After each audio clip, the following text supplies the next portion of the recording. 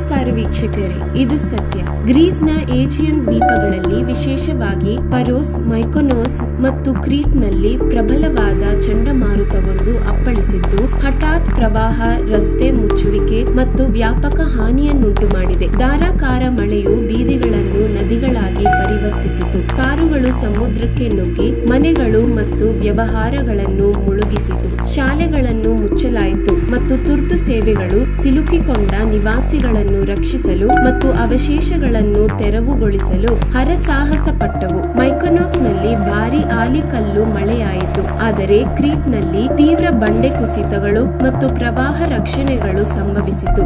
ಚಾನಿದಲ್ಲಿ ಅತಿ ಹೆಚ್ಚು ಮಳೆಯಾಗಿದೆ. ಹವಾಮಾನ ವಿಪತ್ತುಗಳಿಗೆ ಗ್ರೀಸ್ ಹೆಚ್ಚುತ್ತಿರುವ ದುರ್ಬಲತೆಯ ಬಗ್ಗೆ ಕಳವಳಗಳು ಹೆಚ್ಚಾಗುತ್ತಿದ್ದಂತೆ ಅಧಿಕಾರಿಗಳು ಹವಾಮಾನ ಎಚ್ಚರಿಕೆಗಳನ್ನು ನೀಡಿದ್ದಾರೆ.